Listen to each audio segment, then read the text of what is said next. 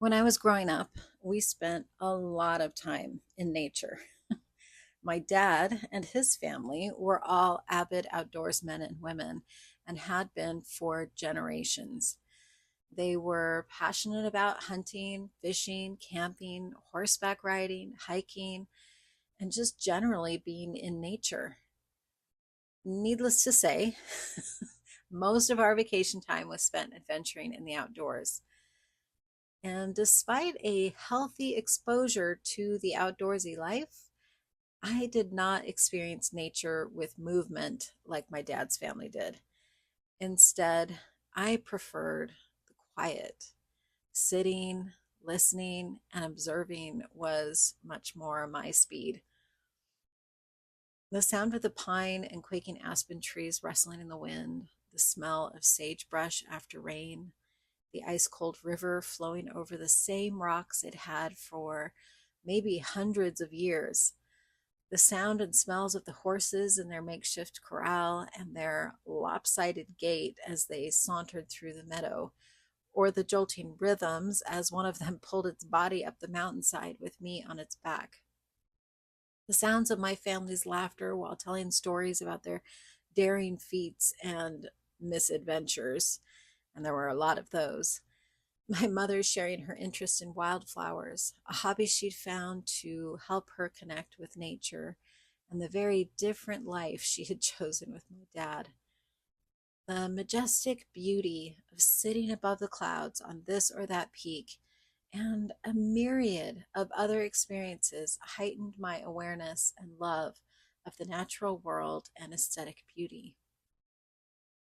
When I paint, I draw on memory.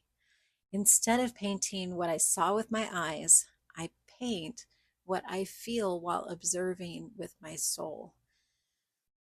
I'm interested in photography and I even enjoy snapping photos of nature, but I don't use these images when I'm painting.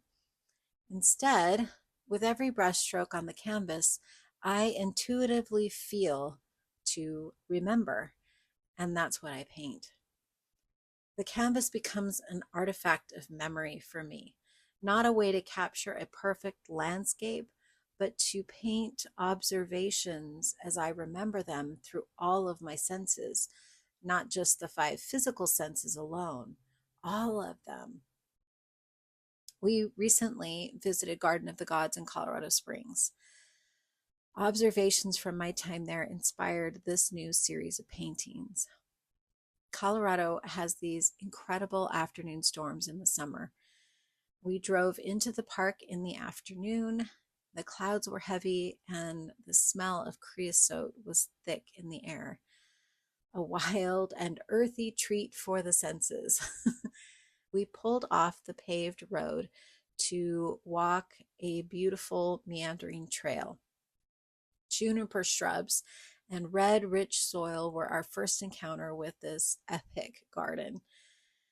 As I walked, I went into my usual observation mode.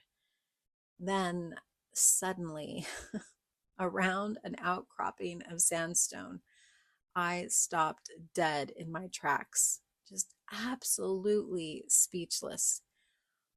There, towering above us, appeared an absolute monument of the gods. Massive, jaw dropping red rocks of unusual proportion, framed by vivid green shrubs and trees at the base, and this very interesting muted gray sky above. It just enhanced the color of the rocks in this unexpectedly brilliant way. It was stunning and emotionally overwhelming. Tears filled my eyes uncontrollably, and like the Grinch, my heart, which had been a shriveled and exhausted heap, grew 3 sizes that day. The joy, like lightning, just burst from my chest. Sometimes life feels like it's going to barrel you completely over. And then you enter nature's temple and you're instantly renewed. To witness such breathtaking beauty was a balm of the most simple and generous kind. These paintings aren't about capturing the landscape or articulating its epic proportions. Instead, I wanted to share the intimacy and vulnerability I experienced while witnessing this monumental environment of godlike beauty that shifted my internal landscape from heavy and fatigued by the burdens of life to an elevated state of gratitude and understanding. I won't forget that moment because even when I wasn't asking for guidance or transformation, divine nature generously and knowingly provided it.